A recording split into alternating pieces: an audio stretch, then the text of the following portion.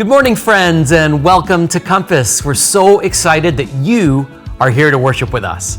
And if this is your first time visiting Compass, let me wish you a warm welcome. We hope you feel right at home. Today, I have the privilege of sharing a few of the important things that are coming up here at our church over the next little while with you. Easter is coming. You know, Holy Week is always a special week on our calendar here at Compass, as we celebrate Palm Sunday and Good Friday and Easter Sunday together. But today I want to tell you about another exciting event that's happening during that week, our Holy Week family experience. You know, at Christmas, we had so much fun coming together for our unexpected community blessing as we put hundreds and hundreds of gift bags together. In fact, it was so much fun that we wanted to gather again with you midweek for a special Easter event. We are going to worship, we're going to learn together, and we will have a number of interactive activities all designed to help you celebrate everything that makes Easter so special. Listen, this is going to be a great event for families, so mark it on your calendar, Wednesday, April 16th, 6:30 p.m. at our Orangeville site. We can't wait to see you there. You know, speaking of special events and marking things on your calendar, ladies, May 3rd, Compass is hosting a special spring event for women of all ages called Bloom Where You're Planted. This is going to be an awesome event to connect with other ladies and to be encouraged in your faith together. Registration is open. You can sign up on our website today, so invite a friend and we will see you there. Finally, on Sunday, April 27th at 6:30 p.m. at our Orangeville site, we will be hosting our 2025 annual general meeting. Join us as we look back and celebrate all that God has done over the past year, and as we look ahead with faith and anticipation for all God's going to do this coming season at Compass. Well, that's it for me. Thanks for listening as we now turn our eyes and our hearts to Jesus in worship.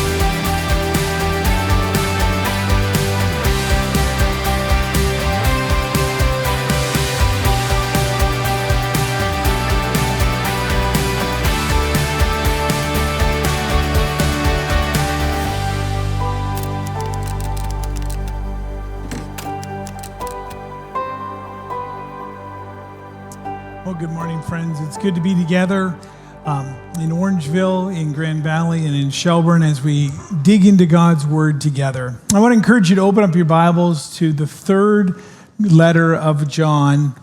3 John, as we're wrapping up our series called Sincerely John by looking at this third letter that's tucked away right in the back of your New Testament just before the book of Revelation. And as we come to the end of this series, it's been amazing. John, an older man gifted with the gift and the perspective of years, writing to a young church with wisdom and perspective. Today, I kind of feel like it's, you know, that last big meal before vacation, where you're not ready to thaw out something new or cook something that's going to have leftovers. You're making a meal out of all the stuff that's left in the fridge. Or maybe it's like a teacher and you know the end of the unit is coming, exams are on their way, and you're thinking, what have I not yet covered? And John has so much for us. In fact, you'll sense that as we walk through 3 John. He's kind of taking a piece from here and a piece from there, and he's saying, don't forget this. It's so critical. 3 John is the smallest book in the Bible. Just 15 verses. It's short and it is powerful. It was written by John to a man named Gaius. He's a friend of John. He's an active participant in the church of Ephesus. At the time, as far as we know, Gaius has no official position in the church, no special title or authority. So in so many ways, he just represents you and me. This letter could be written to you. In 1st and 2nd John, he's really concerned about knowing and defending the truth. 3rd John is about living it out in relationships every day. 1st and 2nd John, know the truth. Know who you are, know who God is, know what Jesus has done. 3rd John, live it out. And this entire letter is all about relationships, people's names, referencing circumstances and situations in interactions. And as we come to it, I want you to really be listening to what God might be saying to you and your relationships and your situation. When we began the series, I asked you to pay attention to John's voice, to really hear his deep affection for his readers. I also asked you to consider John's motivation, how he was exhorting them, he was encouraging them to grow and to be established in their faith. He wants them to thrive. And today in 3rd John, I want you to notice John's urgency. It's almost like he can't help himself. He had to write this letter because he so deeply wants to see them go on, to be established, and to live out their faith every day. And there's an insistence in his words. He's not covering new material. He's actually going over old ground again that he talked about in his 1st and 2nd letters because he so badly wants them and us to get it. Don't miss out on this, John is saying. It's too important to simply be casual about your faith. C.S. Lewis kind of echoes these when he writes, Christianity, if false, is of no importance. If true, of infinite importance. The only thing it cannot be is moderately important. 3rd John is like that final review. It's like a spiritual performance evaluation. Not to criticize, but to celebrate. When we hear performance evaluation, often we think it's going to be negative. It's about finding what's gone wrong. But that's not the way John is at all. He wants to celebrate them. His heart is filled with joy as he has heard about his friend's faith and what's happening in the church. And he sees something that's worth commending. 3 virtues that really, I think, should define every believer and every church, and they are integrity, generosity, and humility. These qualities aren't just ideals, they're evidence of a growing, thriving faith. And so as we walk through this letter today, I want you to simply take a moment and to reflect, are these virtues of integrity, generosity, and humility evident in my life? As Jay asked us last week, if someone were to describe you, would they use these words? As a church, are we living out what we profess through who we've become? John has this urgency that they wouldn't just be listeners to God's word, filled with knowledge, but they would increasingly take on the character of Jesus. He starts with integrity. He's writing to them like a spiritual father, and he deeply cares for them. And John talks about the integrity that he sees in Gaius' faith, and as he does, he can hardly contain his joy. Spiritual integrity is about being authentically consistent in your spiritual life. It's allowing God to shape both your beliefs and your actions every day. So there's this authentic consistency every day where we allow God just to shape not only what we believe, but who we are. Verse 3, it says, "And it gave me great joy when some believers came and testified about your faithfulness to the truth, telling how you continue to walk in it." John isn't just glad that Gaius knows the truth. He's overjoyed that he's living in it. He's embodying the truth. Because truth isn't just an idea to agree with. It's a path to walk. It's not just an intellectual construct. It's something we embody. It changes the way we live. And in a world that is drowning in information, that is struggling underneath so many truth claims one way or another, we desperately need this. We need to find this. The world is starving not for more information, but for wisdom. And we need to say, what does it mean for us to walk as people of truth? To walk in the truth? Because truth isn't just something we defend. It's something we embody.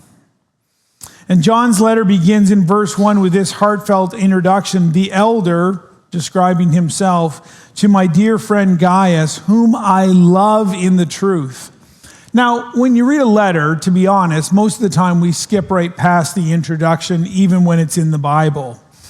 It's kind of like your favorite show comes on TV. Maybe you've been binge watching one show or another, and there's the music and the credits, and sometimes you even get the previously on, and and you just skip right past that because you want to get to the content. Don't do that here. Because even in this really simple introduction, there is some real beautiful truth that we don't want to skip past. At first glance, it seems fairly standard. But notice he doesn't just say to my friend. He says to my friend whom I love in the truth. This shows us that truth and love are connected for John. They're actually two sides of the same coin. In today's world, we often see love and truth pitted against each other. Some people emphasize truth and they wield it like a hammer, crushing others with their self-righteousness.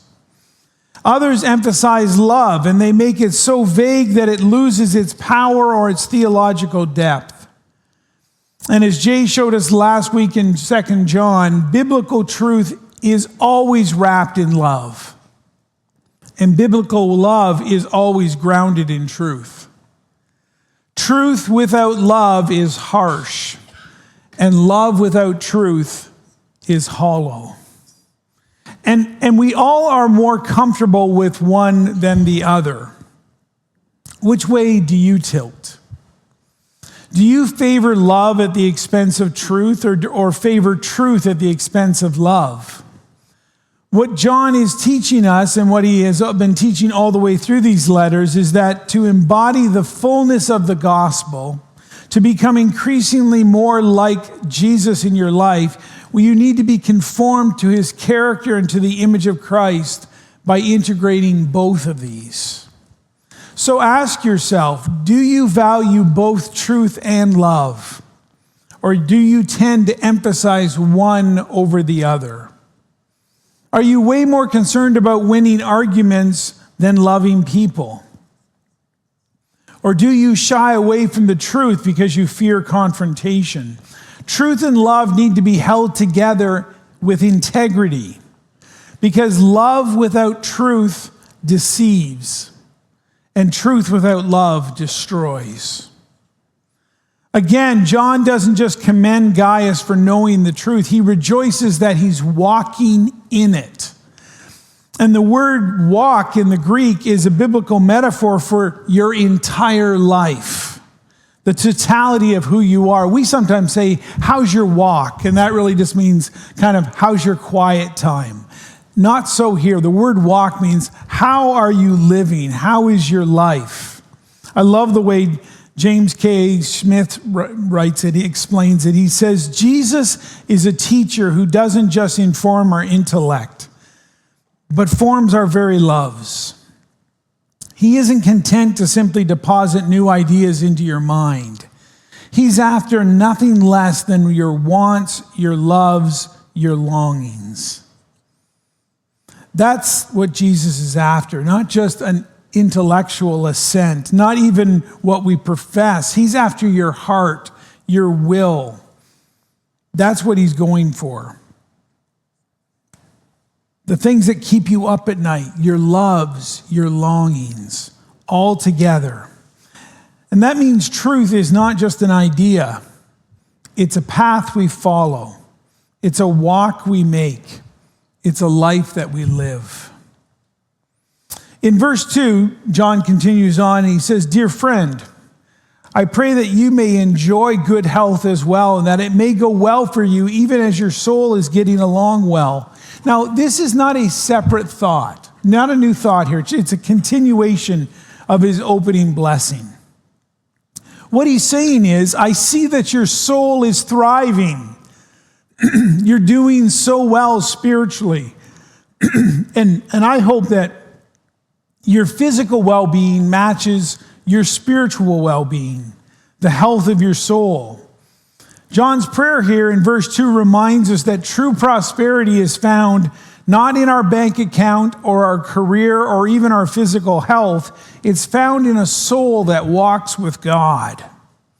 And that's why here at Compass we have something called our discipleship pathway that actually forms the way and what ministries we do. And one of our steps on our pathway is thrive. We want to thrive in faith together, which means we want it to go well for your soul, your faith in God. And that's why we create programs that help you grow in your faith, and opportunities where you can serve and where you can discover your spiritual gifts and step into opportunities that will strengthen your faith and your abilities. And so a question I would ask you and leave with you to ponder: do you prioritize your spiritual health the way you do your financial health or your physical health? Is it a priority for you? Walking with God, thriving in faith, it's not about having all the answers. It's about living with integrity. And John is overjoyed that Gaius is consistently putting one foot in front of the other. He's living it out day by day, even when nobody's watching. And so does your faith shape and influence your daily walk? Is it the governor? Is it the guide? We're coming up to graduation season. And for elementary school and high school and college and university, whenever you go to a graduation, every year the master of ceremony will ask those in attendance, and particularly parents who've come, to hold their applause until the end. And they never do. Because when you've invested so much in seeing someone learn and develop and grow, joy just escapes your body, often through applause and claps, and sometimes through tears rolling down your cheeks. That's how John is. He's telling them how much joy he has in watching them walk the truth with integrity. I love the truth that you know, and I love the way you live it out. The second virtue that John just zeroes right in on to commend them for, that really should define every believer's life and every church, is generosity. Look at verse 5. He says, "Dear friend, you are faithful in what you are doing for the brothers and sisters, even though they are strangers to you. They have told the church about your love." I got this report he's saying, I hear that you're faithful and you're generous. Here in just a few verses, John is about to give a master class on how the church should stand in contrast to the rest of the world when it comes to generosity. And my fear sometimes is that it's quite the opposite, particularly in our day and age. And you could summarize his teaching this way: we don't want to live with closed fists, but with open hands. Don't be closed-fisted. Be open-handed. And in this, John is making a shift from talking about what we believe to how we live. In the Christian tradition, there is this synergy between what is known as orthodoxy and orthopraxy. Orthodoxy is right belief. Orthopraxy is right action. So action and belief going together. In his letter to Timothy, his mentor, Paul says this. He says, watch your life and doctrine closely. Do you see the balance again? Watch your doctrine, what you believe, but also watch your life, how you live. And make sure to always stay in the balance of good theology that's rooted in Scripture. Stay rooted. But also watch your life, how you live. Make sure that your behavior is consistent and actually looks like someone who's becoming more and more like Jesus. Watch your doctrine. Watch your life. Think about somebody walking on a slack line. You know what a slack line is, right? Like we could set one up here on the front and you could come and try it. Basically, you stretch out a long line, usually between two trees, and people will try to walk it and to keep their balance as they go along. And one thing I've never seen is someone run across a slack line. You go slow, you readjust, you keep your eyes focused. And I think it is such a helpful picture of what the Christian life is really about. Step by step, adjusting your balance, eyes on Jesus, always saying, is there anything misaligned or off balance? Adjust, step again, keep going. When it comes to showing love in the New Testament, love is always seen as an action. Love does things. Love moves. In the lyrics of DC Talk, love is a verb. I know that will mean a lot to a very small number of you.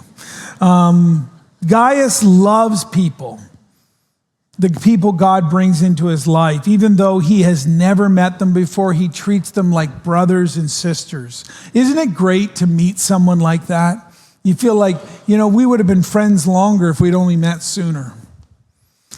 And Gaius is like that. He's generous with his time and his relationship. There's this spirit of welcome, not only about him, but in the entire church.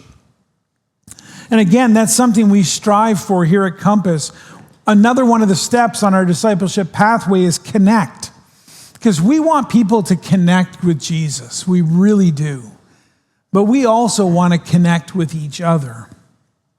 That's why we have greeters and a connection team. And we make good coffee and we try to communicate well. Because most people are nervous walking into church, particularly if it's their first time or maybe their first time in a long time. And you know what they're thinking?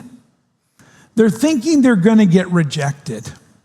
They're worried that they're going to get judged, that they aren't good enough, that they won't fit in, that they won't know what to do. And the closer they get to the door, the higher the anxiety goes. And we don't want to greet people with a "where have you been?" but with a "welcome home." That's the spirit we want as a church, where people feel celebrated and welcomed. People will have growth areas. We don't deny that. People need transformation. That needs to happen. That's the work of grace. That's the work that Jesus does. So let's get them to Jesus. Let's bring them closer to Jesus. And Jesus is a foundation stone that they can build their life upon. We know that. And he also might be a stumbling stone who demands things of them that they say, I don't know if I can go there. But let Jesus be the stumbling stone, not us. I love when our newcomers team welcomes people to Canada. They work so hard in getting ready, and when someone arrives, a news person arrives, a bunch of people from the team gather down at the airport with signs and flowers and balloons, waiting to welcome them, even though they've never met this person or this family before. Imagine if we did that every time someone came to church for the first time. We're out front. Woo! So glad you're here. I mean, the fear might go really high, and they might be out of there. But that's the culture we desire.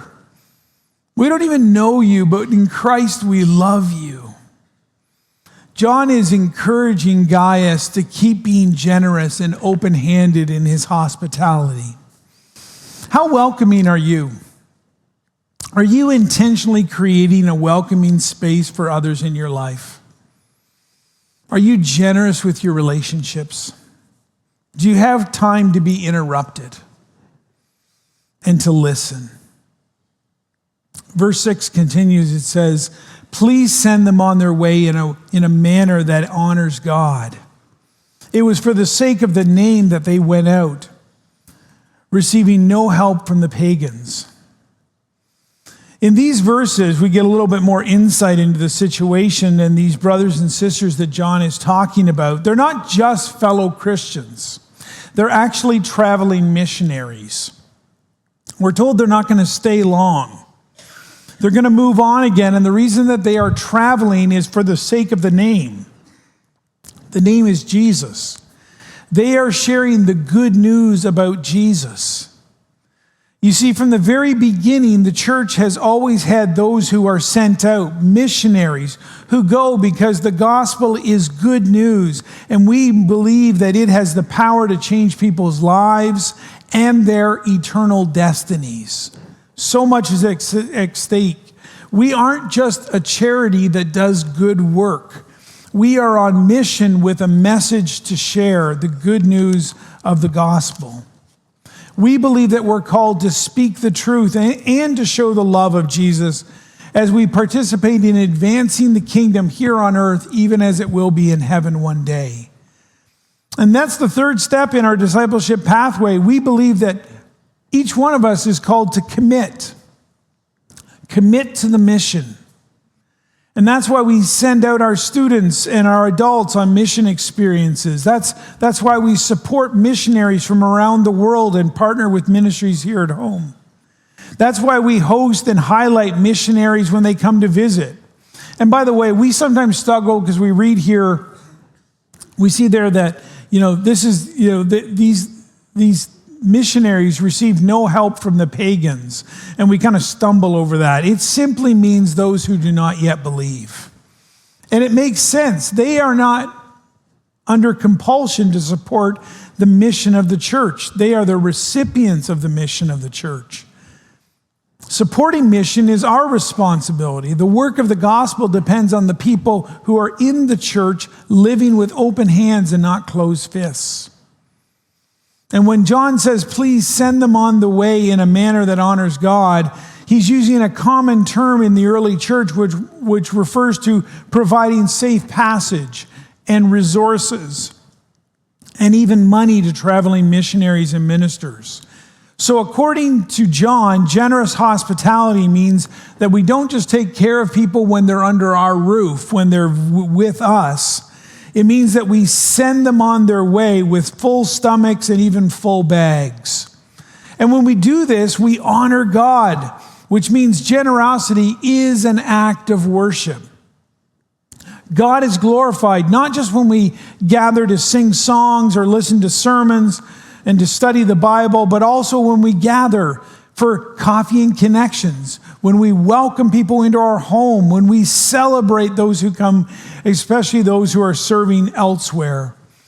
And when we do have people back, when we do have people for a meal, intentionally make more than enough. Some of you are really good at this. Make more than enough and make the spiritual investment in tinfoil, saran wrap, and Tupperware so you can send them on their way. Food for the road. That's the kind of generous hospitality the church has practiced for 2,000 years.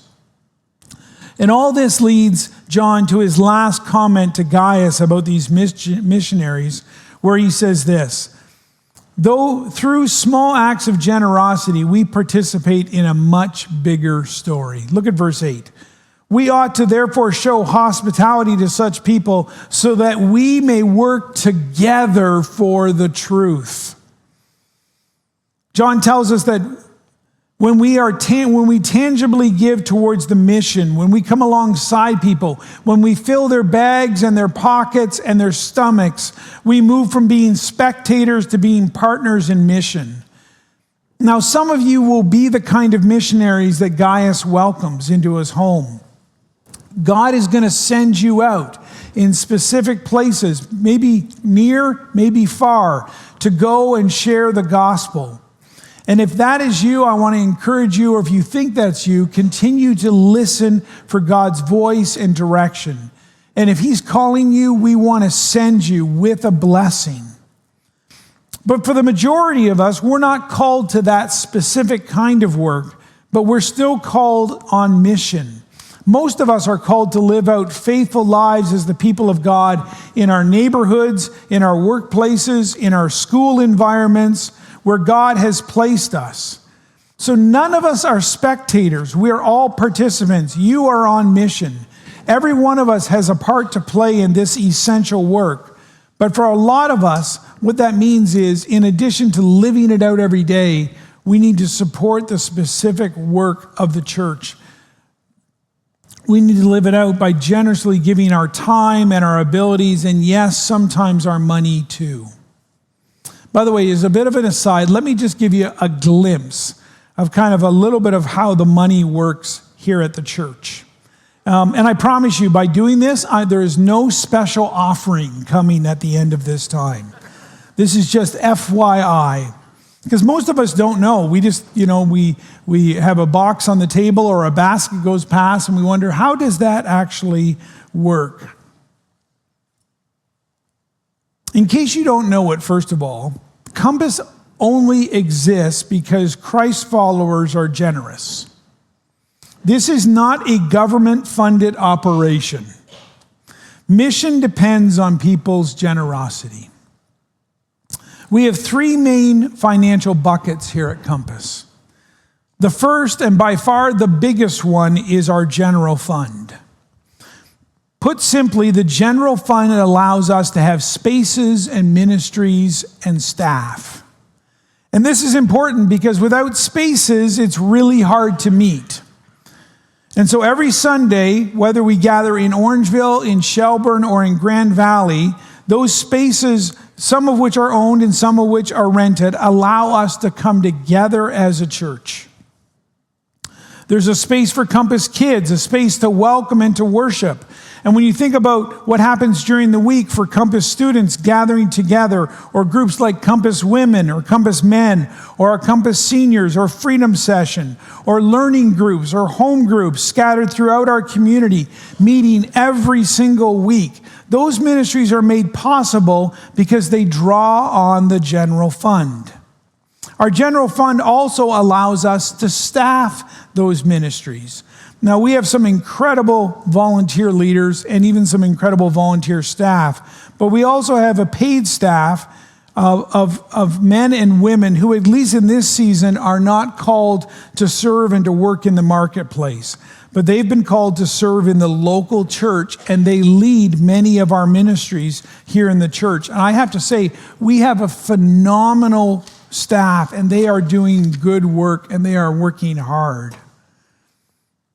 And by the way, I just want to say as a bit of an aside, I believe that all of our staff could go get jobs in the marketplace and probably make a whole bunch more money than they do here, but they have a sense of call, that they are called to the local church. They are sold out to the mission of Jesus here at Compass, and that's why they want to give themselves to Compass to support the ministries. And when you contribute to the general fund, you help us support our staff.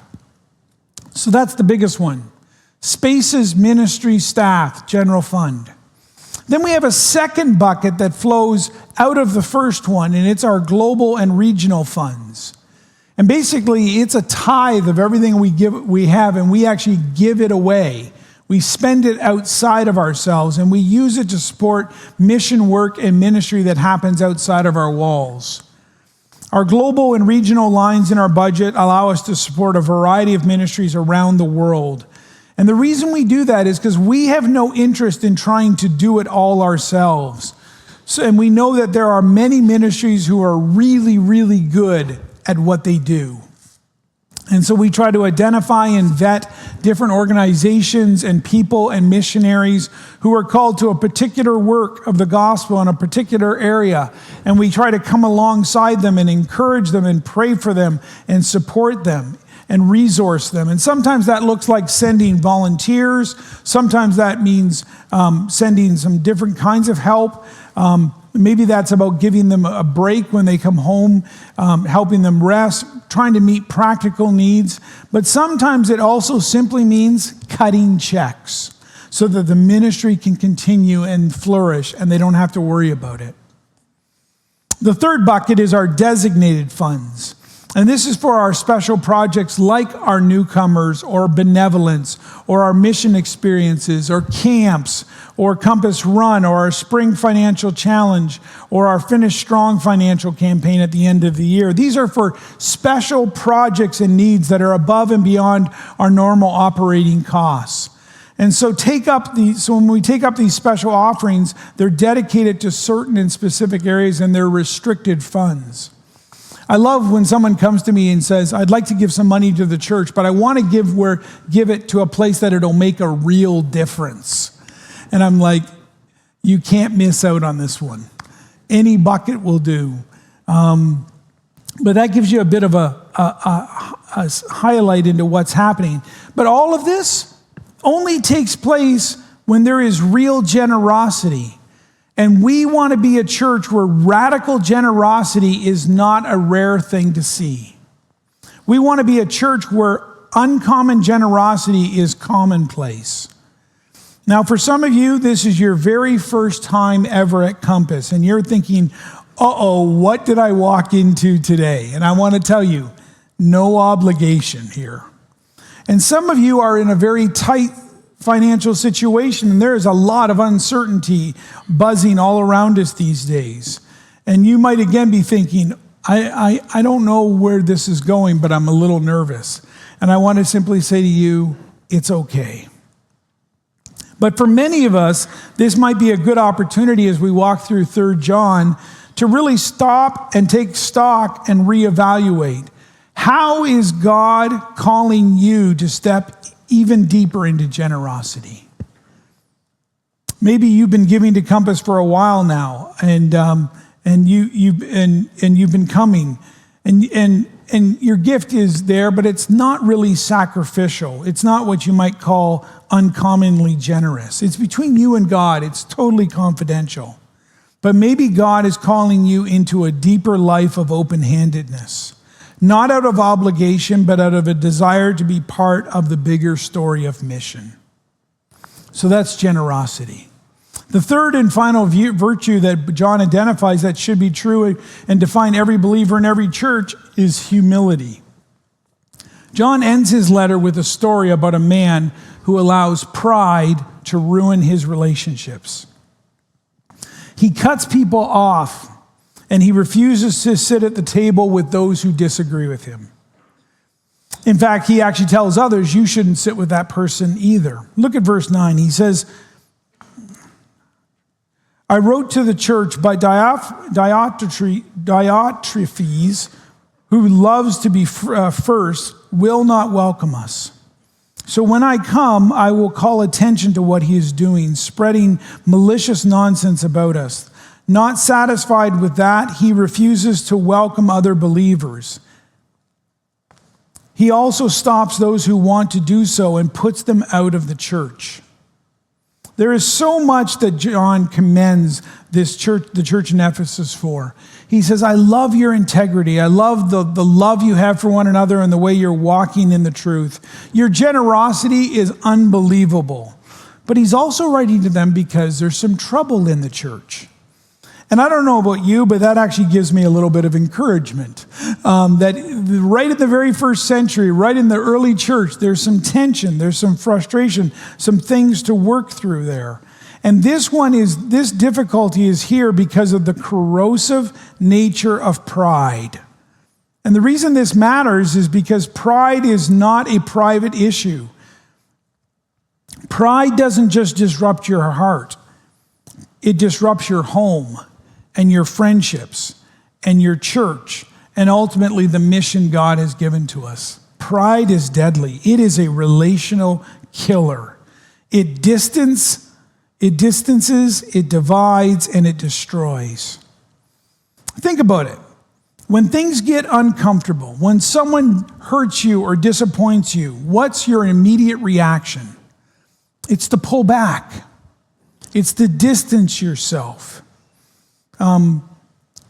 It's to not enter into relationship. You're having an argument with somebody and all of a sudden you see them. Maybe you're in the same home with them and they're walking down the same hallway. And how do you get past each other? I just don't want to engage.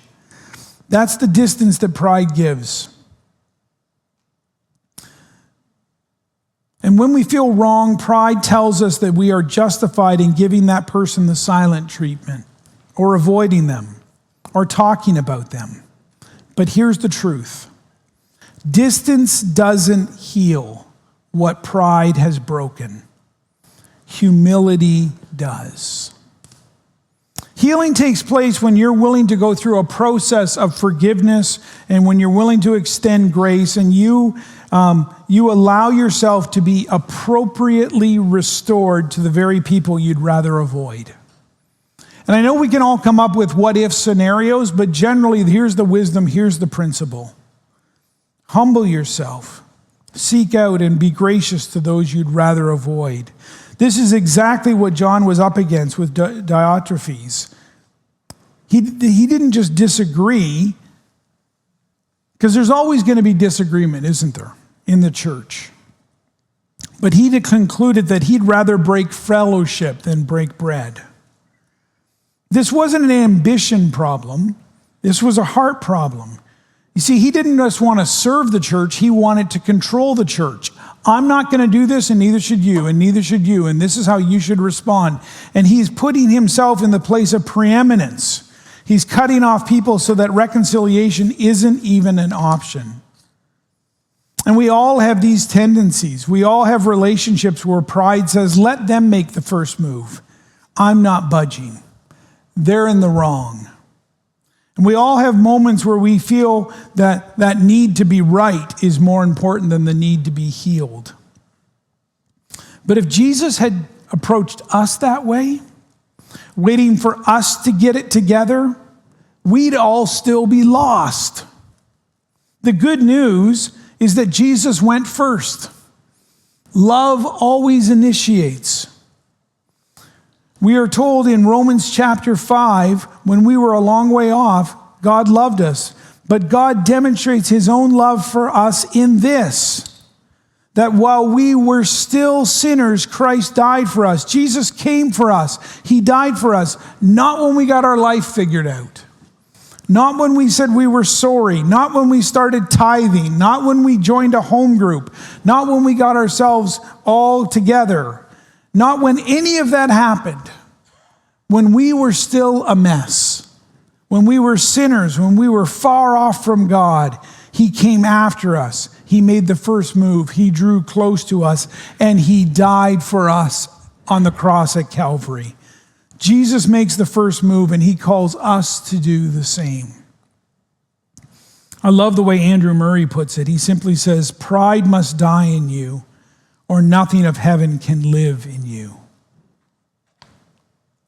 Because pride screams for attention. Humility quietly earns respect. And that's why in verse 11 he says, dear friend, do not imitate what is evil.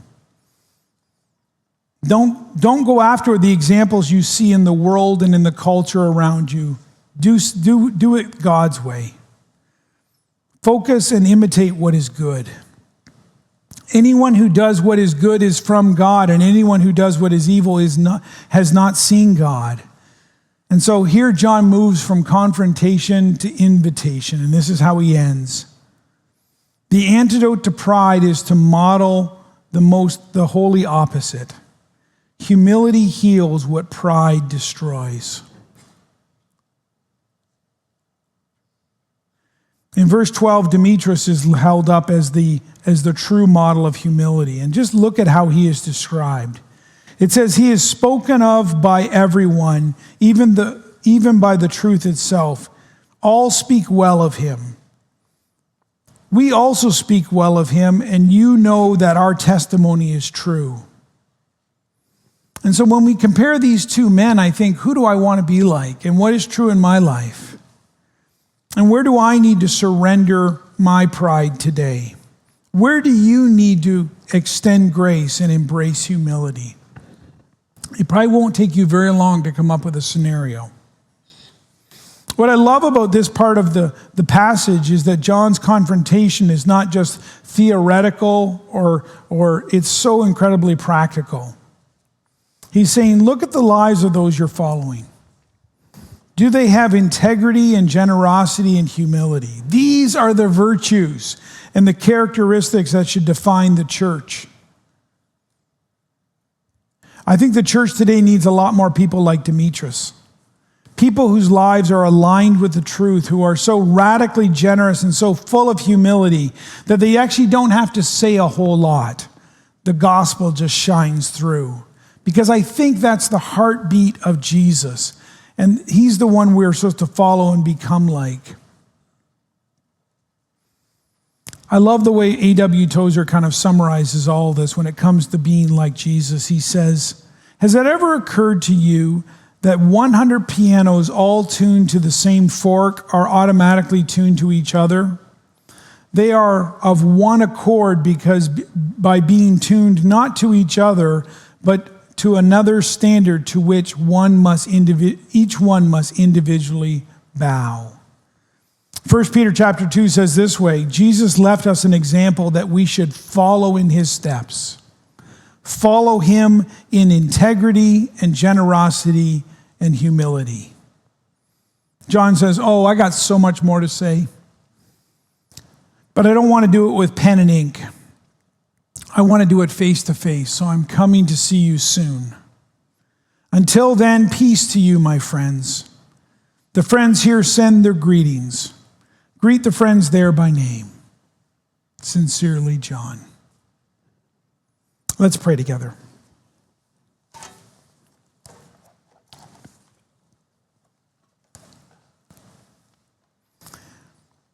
Lord, I feel like your word is a continuous spring of refreshment with wisdom and truth that comes and nourishes our soul, that shapes and softens the hard parts of our life, that washes away our sin when we come to you. So do your transforming work. We don't want to just be hearers of the word.